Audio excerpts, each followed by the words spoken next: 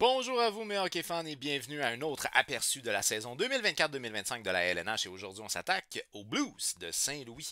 Alors les Blues de Saint-Louis, honnêtement, on a connu de très belles années il n'y a pas si longtemps que ça. C'était une organisation qui participait aux séries pratiquement année après année après année. On a eu vraiment notre apogée avec la Coupe Stanley de 2019. Pour les partisans des Blues, là, honnêtement, c'était vraiment un très grand moment parce que c'est une organisation qui avait jamais gagné la Coupe Stanley.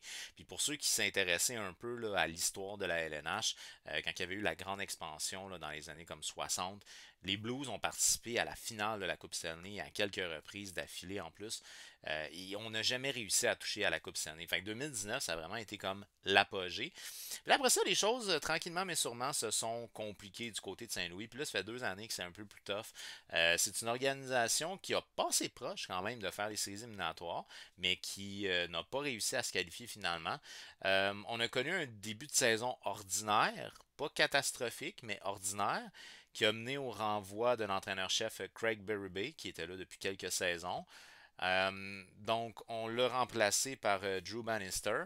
Dans le cas de Drew Bannister, il était là par intérim, mais c'était sa première saison en tant qu'entraîneur-chef dans la LNH la saison passée. Il était là par intérim, mais là, il a été confirmé comme étant entraîneur-chef pendant l'été. Donc, c'est ce qui fait que on, je- mon but, c'est pas d'être méchant, mais Drew Bannister a rien gagné en tant qu'entraîneur-chef. Ou du moins, à ce que je sache, il n'a rien gagné, autant au niveau junior, Ligue américaine, puis LNH. Fait que, tu sais, il a participé aux séries. Je pense qu'il a participé une fois à la finale de la Coupe Calder, là, comme 3 4 ans, au niveau de la Ligue américaine. Mais sinon, les Thunderbirds, avec les Thunderbirds. Mais sinon, c'est ça, je pense pas qu'il ait gagné grand-chose comme entraîneur-chef. Fait que bref, évidemment, c'est un entraîneur qu'on a surtout pour nos jeunes, pour développer nos jeunes, ou du moins c'est l'impression que ça me donne. C'est un entraîneur qui est un entraîneur qui vient de l'interne, il vient de l'organisation, fait qu'il connaît déjà bien le depth chart, là, donc tout le système de l'organisation puis les joueurs qui sont dans le système. Fait c'est un point qui est peut-être un point intéressant à ce niveau-là, mais il n'en reste pas moins que c'est pas un coach qui a vraiment fait ses preuves. Mais là, c'est à lui de faire ses preuves. Donc, bref, un coup qu'on a renvoyé Craig Berube, ça a été correct, sans plus. On a passé proche de faire les séries quand même. On a terminé 9e dans la conférence de l'Ouest, donc on était à une position de faire les séries éliminatoires. Mais ça n'a pas été exceptionnel non plus. Fait que bref, une saison correcte sans plus du côté de Saint-Louis qui nous donne un choix au repêchage pas si haut que ça. C'est une position que j'aime pas tant, mais c'est pas mauvais parce que ben, pour les plus jeunes, on acquiert quand même de l'expérience. C'est une organisation qui a quand même réussi à passer proche de faire les séries éliminatoires, donc qui n'a pas mal fait en saison régulière non plus. Il faut quand même le mentionner. Une situation un peu particulière aussi qu'on a vécu du côté de Saint-Louis la saison dernière, c'est celle de Torrey Krug, qui, selon ce qui a été rapporté, aurait utilisé sa clause de non-mouvement pour bloquer une transaction qu'il envoyait du côté de Philadelphie. Semble-t-il que Torrey Krug a joué blessé en plus la saison dernière. Là, ça serait confirmé comme quoi il ne jouera pas du tout de la saison 2024-25 en lien avec une blessure. Puis, tu sais, c'est un mal pour un bien, c'est ce qui fait qu'il ne sera pas échangé, parce que probablement qu'on aurait essayé de l'échanger, j'imagine, pendant l'été. Donc, c'est ça, une situation un peu particulière qu'on a vécue du côté de Saint-Louis avec Torrey Krug, qui est quand même notre premier défenseur. C'est un petit peu touchy, mais c'est ça. Je pense qu'on a une organisation qui est quand même capable de se relever. C'est pas une organisation qui n'a pas de ressources non plus. Fait que bref, on revient avec le directeur général Doug Armstrong et l'entraîneur-chef ben, qui est confirmé maintenant officiellement entraîneur-chef, Drew Bannister, qui était là par intérim la saison dernière, première saison au niveau de la LNH en tant qu'entraîneur-chef pour Bannister. On a terminé 16e au niveau de la Ligue nationale, donc en plein milieu du classement. On a terminé 9e au niveau de la conférence de l'Ouest. Évidemment, on n'a pas participé aux séries éliminatoires. La saison dernière, c'est 43 victoires, 33 défaites et 6 défaites en prolongation pour un total de 92 points. Fait que c'est 43 victoires pour 39 défaites. C'est ordinaire. En gros, c'est ça. C'est ordinaire. 92 points. On a marqué en moyenne 2,85 buts pour le 24e rang dans la Ligue nationale, ce qui est vraiment pas terrible. On parle d'une organisation qui a peiné quand même à marquer des buts. Tu as eu quelques marqueurs de 20 buts par contre, là. Ça c'est intéressant. Là. On a entre autres Thomas qui a 26 buts, Kirou 31, Buchnevich 27, Shen 20, Sad 26, Neighbors 27. Fait que, il y a quand même plusieurs marqueurs de 20 buts, ce qui est très bon. Mais de manière générale, l'organisation a eu de la difficulté à marquer des buts. Une moyenne de buts encaissés de 3,02 pour le 15e rang dans la Ligue nationale. Moyen, donc comme beaucoup d'autres statistiques des Blues. Un avantage numérique à 18% pour le 24e rang dans la Ligue nationale, ce qui est relativement faible. Et un désavantage numérique à 79,1% pour le 18e rang dans la Ligue nationale, ce qui est encore là relativement faible. Fait que des statistiques générales qui sont ordinaires sans plus. Donc c'est une organisation de mi-classement la saison dernière pour ce qui est des Blues. Et on a connu des hauts et des downs, mais pas nécessairement des méga séquences up and down par contre. Là. Le meilleur en termes de buts aura été Jordan Kyrou avec 31 buts. Mais comme j'ai mentionné, tu as aussi Buchnevich qui a 27 buts. Tu as aussi Neighbors qui a 27 buts. Un fait anecdotique, Buchnevich. Je le mentionne comme ça à la volée. Là, si jamais vous écoutez des matchs qui opposent les Bruins de Boston aux Blues de Saint-Louis, vous remarquerez que avec la télévision de Boston, vous remarquez que l'animateur insiste beaucoup sur le chiné. Fait que ça fait Buchnevich. Je sais pas pourquoi il fait ça, mais à chaque fois qu'il dit son nom, c'est Buchnevich. Anyways, je trouve ça très drôle quand je regarde des matchs Boston contre Saint-Louis. Anyway. Le meilleur pointeur a été Robert Thomas avec 86 points. Très bonne saison pour Robert Thomas, by the way. 86 points quand même en 82 matchs. Plus d'un point par match pour ce qui est des joueurs de centre de Saint-Louis. Et puis sinon, le meilleur défenseur a été Ish, Torrey Krug. En 77 matchs, 39 points, moins 31. Et ça, c'est le pire différentiel plus-moins qu'on a eu du côté de Saint-Louis. Le défenseur peut-être le plus défensif dans l'équipe ou le plus responsable, ce serait Nick Lady. Nick Lady qui lui a connu quand même une bonne saison, mais c'est un défenseur plus à caractère défensif. Quand même, 28 points, c'est non négligeable. Pour son style de jeu à lui, c'est non négligeable, 28 points. Maintenant, au niveau des espoirs, qui sont des espoirs qui peuvent être intéressants pour ce qui est de Saint-Louis, je vais commencer avec Dalibor Dvorsky. Dans son cas, à lui, il a 19 ans. C'est un joueur de centre ou qui peut jouer aussi à l'aile droite, qui a évolué au niveau de la Ligue de l'Ontario dans la LCH. En 52 matchs, il a 45 buts, 43 passes pour 88 points. Je vous laisse deviner que c'est un bon marqueur et que c'est un gars à caractère offensif. On dit de lui qu'il est très responsable, fait qu'on peut même qualifier un two-way player. On dit de lui qu'il a un bon coup de patin et qu'il est capable aussi de s'imposer physiquement. Ça, c'est toujours intéressant, mais tu sais, quand tu joues junior, c'est plus facile de t'imposer physiquement que quand tu joues professionnel. Fait que verrons ce qu'il adviendra de lui lorsqu'il jouera professionnel. Mais c'est un gars qui, pour le moment, aime bien s'impliquer physiquement et qui est responsable dans son jeu, évidemment. Un bon marqueur aussi, quand même. En termes de deuxième espoir, on va y aller avec le Québécois Zachary Bolduc, qui a 21 ans, joueur de centre, qui lui a vu quand même. Il a vu de la glace LNH l'année passée, là, pour ce qui est de Zachary Bolduc. Au niveau de la Ligue américaine, c'était 50 matchs, 8 buts, 17 passes pour 25 points. Sinon, dans la Ligue nationale, il a joué un total de 25 matchs, 5 buts, 4 passes, 9 points pour ce qui est de Zachary Bolduc. On parle ici d'un joueur de centre de 21 ans qui est connu comme ayant un très bon tir et des bonnes mains. Zachary Bolduc qui a l'expérience de la victoire, il faut quand même le mentionner, là, qui avait gagné le trophée. À l'époque, je crois que ça s'appelait encore le trophée du président au niveau de la LHGMQ, puis la Coupe Mémoriale avec les Remparts de Québec. Donc, un joueur qui a vécu beaucoup de choses dans les dernières années et qui a vu de la glace LNH, là, qui a un petit peu d'expérience et qui a quand même 50 matchs au niveau de la Ligue américaine, au niveau professionnel, ce qui est très intéressant. Par la suite, on va y aller avec, c'est comment il se prononce lui? Jimmy Snuggerud. Aucune idée comment dire son nom. Alors, Jimmy Snuggerud, 20 ans, c'est un ailier droit. Lui, il mesure 6 pieds 2, 187 livres, donc un bon gabarit. Il a évolué au niveau de la NCAA, donc les circuits universitaires américains. En 39 matchs, il a 21 buts, 13 passes pour 34 points. C'est un gars qu'on dit de lui qu'il a une très bonne vision pour les passes, un bon hockey sense, donc une bonne lecture de jeu, et il est responsable défensivement. C'est un ailier droit. C'est assez rare qu'on va dire que les ailiers sont très responsables défensivement. D'habitude, c'est plus les joueurs de centre à l'attaque. Mais en tout cas, lui, on dit de lui qu'il est responsable défensivement. Je dis ça, remarque bien, mais on a connu Tyler Toffoli qui était quand même responsable là, dans son jeu. Puis qui est un ailier. Alors, pour ce qui est du cap projeté, là, je l'ai mentionné dans les autres vidéos, mais c'est vraiment une projection de ce qui sera le cap au début de la saison.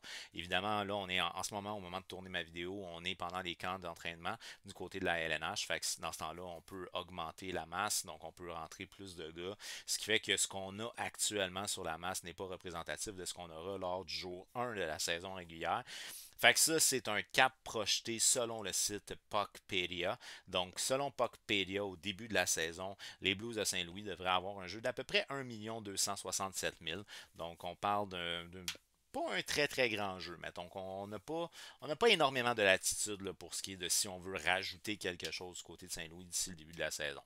À moins qu'on fasse une transaction, ça c'est toujours possible. Je vous rappelle que vous pouvez me suivre sur mes différents réseaux sociaux, puisque comme vous le savez en ce moment, vous êtes sur YouTube, HockeyFan514, mais sinon vous pouvez me suivre aussi sur TikTok, toujours au nom de HockeyFan514, et sur Instagram également. Vous pouvez aussi me trouver avec le hashtag HF514, et je vous invite à aller faire un tour sur le site alacoupe.ca pour aller voir les étés des différentes organisations de la LNH par notre chroniqueur Andy Saucier. Il vous dresse un portrait des grands mouvements que les 32 organisations ont fait, et ça c'est disponible sur notre site alacoupe.ca. Maintenant on va y aller avec mon alignement. Bon, pour ce qui est de mon alignement, j'ai respecté ce qui était la première ligne, mettons la majorité du temps l'année passée, puis le premier pairing, le premier duo qui était majoritairement celui présent l'année passée. Ça, j'ai respecté ça. Après ça, je me suis amusé un petit peu. Je me suis fait plaisir.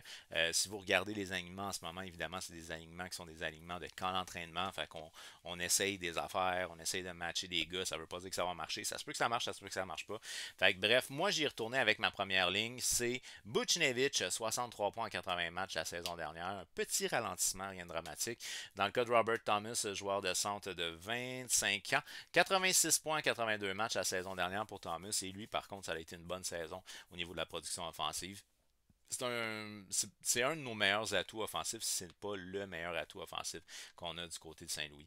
Et qu'on fait jouer avec Jordan Kyrou, 67 points en 82 matchs la saison dernière, 26 ans pour ce qui est de Jordan Kyrou.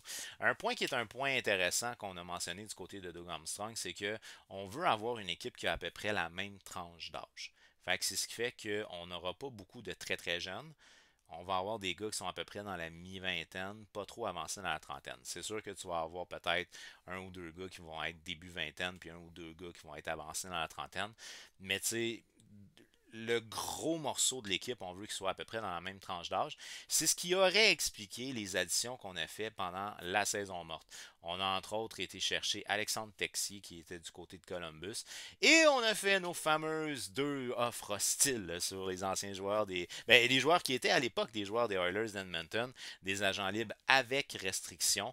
Donc Doug Armstrong a déposé une offre hostile pour Dylan Holloway et pour le défenseur Philippe Broberg. Et les Oilers ont décidé de ne pas accoter la dite offre hostile, ce qui fait que, et voilà, il a été chercher 2 joueurs de mi-vingtaine. Donc, il explique ses mouvements pendant la saison morte, entre autres, sur ça. C'est sur le fait d'aller chercher des gars qui sont à peu près dans la même tranche d'âge. Fait que ça fit dans son portrait global qu'il voit pour l'équipe. Maintenant, sur ma deuxième ligne, ben là, on a un jeune qui est Neighbors. Dans le cas de Neighbors, lui, il a eu quand même 38 points en 77 matchs la saison dernière. Quand même une bonne saison, une bonne première saison dans la Ligue nationale pour Neighbors. Je dirais même à la limite qu'il a peut-être surpris un peu au niveau de sa production. C'est un gars qui a un potentiel offensif et que je fais jouer avec des gars qui ont de l'expérience. Shen, dans son cas, lui, il a 32 ans et Sad, 31 ans. Fait que Shen, qui est mon deuxième centre, mais ça, je pense que ça risque d'être vraiment ça, là, Thomas Shen. 46 points en 82 matchs la saison dernière pour Shen. Et dans le cas de Sad, lui, c'est 42 points en 82 matchs la saison dernière. Donc là, vous voyez qu'il y a aussi une logique de production offensive là, qui fait que j'ai placé les gars de telle ou telle façon dans mon top 6. Après ça, mon bottom 6, c'est là qu'on peut s'amuser un peu plus. Là. Fait que, au niveau du bottom 6, j'ai été avec Alexandre Texier. Alexandre Texier, un joueur français de mi-vingtaine, 24 ans, qui a évolué du côté de Columbus. 30 points en 78 matchs la saison dernière. Il avait montré de très belles choses offensivement quand il est rentré dans la Ligue nationale. Ça s'est compliqué peut-être un petit peu par après. C'est un jeune qui a un potentiel offensif. Maintenant, est-ce qu'il y a un potentiel offensif top 6? C'est sûr que plus qu'on avance dans le temps, plus que ça va devenir compliqué pour lui de s'établir top 6. Mais tout est toujours possible. Donc, on parle de Alexandre Texier sur ma troisième ligne ici, que je fais jouer avec Sundqvist. 21 points en 71 matchs la saison dernière du côté de Saint-Louis. Dans le cas de Sundqvist, actuellement, il n'est pas censé être au camp d'entraînement. La dernière fois que j'ai checké, il n'était pas là. Blessure au genou, si je me rappelle bien, quelque chose de même. Donc, il ne devrait pas jouer les matchs préparatoires, mais il devrait théoriquement être là pour le début de la saison. Rien d'assuré, mais il devrait être là pour le début de la saison pour ce qui est de Sundqvist. Que je vais jouer maintenant avec Mathieu Joseph, qu'on a été chercher, lui qui évoluait du côté d'Ottawa la saison dernière. Mathieu Joseph, le Québécois, est âgé de 27 ans, 35 points en 72 matchs la saison dernière. C'est un gars qui est capable de patiner rapidement, qui est capable d'amener une certaine énergie aussi. C'est pas le joueur le plus offensif, là, mais c'est un joueur qui est capable d'amener une certaine énergie. Vous voyez pas ça comme étant un big hitter. C'est pas nécessairement un gars qui va donner des très grosses mises en échec, mais c'est un gars qui est rapide. Ça, c'est intéressant. Et d'ailleurs, un fait intéressant, c'est qu'on a amené les deux frères. Donc, on a Mathieu Joseph et on a Pierre-Olivier Joseph qui sont maintenant dans la même organisation. Ça, je trouve ça très cool, là, honnêtement, pour les deux jeunes. Là. Ben, deux jeunes, mi-vingtaine. Ils sont pas. Sont pas si jeunes, mais en tout cas, pour les deux gars, je trouve ça vraiment nice qu'ils puissent évoluer dans la même organisation. Ensuite de ça, c'est mon quatrième trio. Ben là, j'ai été avec Dylan Holloway qui lui nous arrive de Edmonton, 9 points en 38 matchs la saison dernière. Évidemment, peut-être qu'on va lui donner plus de chance, peut-être qu'on voit quelque chose de plus poussé en lui du côté de Saint-Louis qu'on voyait du côté d'Edmonton. Je ne sais pas exactement comment les choses vont être gérées, mais selon Doug Armstrong, on voit un bon potentiel en Holloway. Que je vais jouer avec Fasca. Fasca, lui, c'est 19 points en 74 matchs la saison dernière. C'est un joueur de profondeur qui évoluait du côté de Dallas pour ce qui est de Fasca. Et Toropchenko, 21 points en 82 matchs la saison dernière du côté de Saint-Louis, encore là un gars de profondeur. Je coupe Kapanen et Zachary Bolduc que je vous ai parlé tantôt. Alors, on va y aller maintenant avec les défenseurs. Pour ce qui est des défenseurs, on a des défenseurs d'expérience, honnêtement, du côté de Saint-Louis.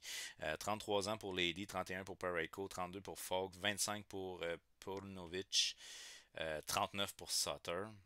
On a des défenseurs d'expérience du côté de Saint-Louis.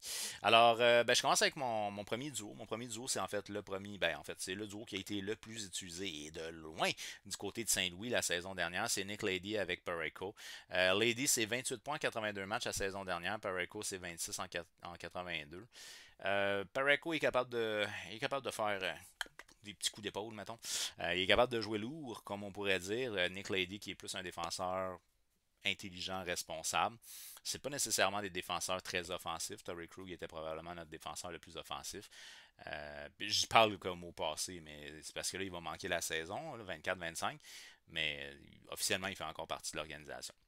Alors, pour mon premier pairing, ben, c'est ça, je vais avec le duo qui a été le plus souvent utilisé l'année dernière. En termes de deuxième pairing, ben, là, pas nécessairement un duo qui a été très utilisé, mais on les a vus quelques fois. Perunovic, 17 points en 54 matchs la saison dernière du côté de Saint-Louis que je fais jouer avec Justin Falk. Falk, lui, c'est 30 points en 60 matchs. Pour ce qui est de Perunovic, 25 ans. On essayait différentes choses côté de Saint-Louis l'année passée. Fait que, je garde quand même les deux gars ensemble parce qu'au moins ils se connaissent déjà à la base. Ce qui fait que mon dernier duo, c'est des gars qui jouaient pas ensemble la saison passée. On y va avec le très vétéran Sutter. Dans le cas de Sutter, lui c'est 39 ans.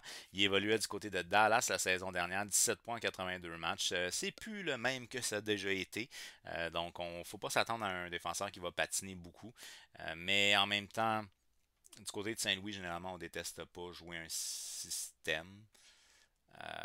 Donc là, à ce moment-là, quand tu joues un système, tes défenseurs ont moins besoin de bouger versus jouer l'homme. Bref, on devrait être capable de s'adapter au style de jeu. Que je joue avec Broberg. Broberg, lui, c'est 12 points, c'est 2 points en 12 matchs la saison dernière du côté de Edmonton. Ici, on parle d'un défenseur qui aime patiner. C'est un défenseur qui aime ça se porter à l'attaque, qui aime ça provoquer des choses. Il est âgé de 23 ans, Broberg. Lui, dans la Ligue américaine la saison dernière, c'est quand même 38 points en 49 matchs. Fait que c'est un défenseur qui pourrait être mon défenseur qui va prendre la place de Torrey Krug au niveau offensif, mais je dis bien qu'il pourrait, parce que je doute que cette année, il soit apte à prendre un poste de premier défenseur offensif d'une organisation, mais éventuellement, ça pourrait venir pour ce qui est de Broberg. Et là, ben, de le faire commencer avec un gars autant vétéran que Sutter, ça peut être que bénéfique, puis vu que c'est un défenseur qui va rester en retrait, lui, ça lui permet d'avancer à ce moment-là. Why not Coconut, on a le meilleur des deux mondes. Voilà. Et en termes de scratch, ben, j'y vais avec P.O. Joseph. Pierre-Olivier Joseph, qui est quand même un défenseur mobile, ça c'est intéressant, qui a peut-être de la difficulté à s'établir LNH. C'est 11 points en 52 matchs la saison dernière pour le défenseur québécois de 25 ans. Au niveau des gardiens de but, ça, je pense qu'il n'y a pas de secret. On sait très bien qui est notre numéro 1, qui est notre numéro 2. Après ça, ben, si besoin il y a, ça sera un rappel de la Ligue américaine qui s'y donnera. Jordan Bennington, pour sa part, a connu une bonne saison. Ça a été peut-être plus compliqué dans les dernières années pour lui. Là, cette année, ça l'a bien été. 57 matchs, 2,84 de moyenne et 913. Je ne sais pas si ça a un lien, je pense qu'il y a eu un enfant, si je ne me trompe pas. Peut-être qu'il s'est calmé un peu dans sa vie. Mais en tout cas, Bennington, qu'on connaissait comme étant un gardien colérique, a connu une bonne saison cette année. 913 d'efficacité, c'est excellent. Par la suite, en termes de deuxième gardien, ben là, on va y aller avec Hoffer. Lui, dans son cas, Hoffer, là, quand même, c'est un jeune gardien, là, 24 ans. 30 matchs du côté de Saint-Louis l'année passée, 2,65 de moyenne, 913 d'efficacité, c'est très bon. Même que je dirais qu'à la limite, il a surpris parce qu'il a été quand même très solide l'année dernière pour ce qui est de Offer. Même que c'était sa saison recrue. C'était sa saison recrue pour ce qui est de Joel Hoffer. Yes, Joel Hoffer. Fait que c'est celui qui va prendre la place de Bennington éventuellement. En termes de troisième gardien de but, ben, cette fois-ci, on va y aller avec Vadim Zarenko. Lui a évolué du côté de Springfield, je me rappelle bien. Dans la Ligue américaine. 29 matchs, 3,49 de moyenne, 904 d'efficacité, ce qui est correct en plus. On parle d'un gardien de but de 23 ans, donc c'est un gars qu'on a à développer du côté de Saint-Louis. Fait que, on a quand même des jeunes qui peuvent être intéressants à suivre. Là. Honnêtement, la signature de Broberg, là, moi, je l'aime vraiment beaucoup. Je verrai si ça va rapporter vraiment ce qu'on souhaite que ça rapporte. Mais s'il peut éventuellement prendre la place de Torrey Krug, ça serait vraiment nice. Puis pour ce qui est de Hoffer, ben Hoffer, ça va bien. Fait que si on continue dans la bonne direction du côté de Saint-Louis, ben à ce moment-là, il pourrait peut-être éventuellement prendre la place de Jordan Bennington, parce que je veux pas Jordan Bennington. Il n'est pas éternel non plus, il arrive quand même à 32 ans, là, 31 ans pour l'instant, fait que bref. Voilà. Alors, il n'y a pas nécessairement eu des changements drastiques du côté de Saint-Louis, ou du moins moi, j'en vois pas. C'est une organisation qui a certes un peu changé, mais pas énormément. On n'a pas beaucoup de jeunes à intégrer non plus, fait que je pense que si c'était une organisation qui a été ordinaire l'année passée, je m'attends pas à ce que ce soit une organisation qui va être très dominante cette année. Donc, peut-être qu'on va participer aux séries la saison prochaine. Je leur souhaite bien. Je pense qu'il y a place à l'amélioration à plusieurs niveaux. Je verrai ce que Drew Bannister va apporter, mais pour l'instant, moi, il m'a convaincu d'absolument rien. Fait que je m'attends à une saison qui va peut-être même être un peu en déca de ce qu'on a fait la saison dernière. Donc là, on était très très proche de participer aux séries. Peut-être que là, on va être moins proche de participer aux séries, mais on ne sera pas nécessairement dans la cave. Donc, pour moi, les Blues de Saint-Louis ne sont pas une plus grosse menace qui était la saison dernière. Alors, d'après toi, est-ce que les Blues de Saint-Louis, on s'est amélioré, on s'en va dans le bon sens, on a les éléments pour pouvoir pousser plus, ou peut-être même que c'est encore pire que l'année passée? Eh bien, fais-le moi savoir au travers des commentaires. On n'oublie pas, on donne un petit j'aime et on partage la vidéo. Et on s'abonne à ma chaîne YouTube. On active la petite cloche parce que la petite cloche, au final, ça vous avertit à chaque fois qu'il y a une nouvelle vidéo en ligne. Et il reste encore quelques aperçus. Là. Il nous reste moins que 10 équipes avant le début de la saison. Ça veut dire que la saison commence bientôt. Let's go, mes hockey fans, ça s'en vient. Ok, un gros merci d'avoir regardé ma vidéo. On se revoit très bientôt. Bye bye.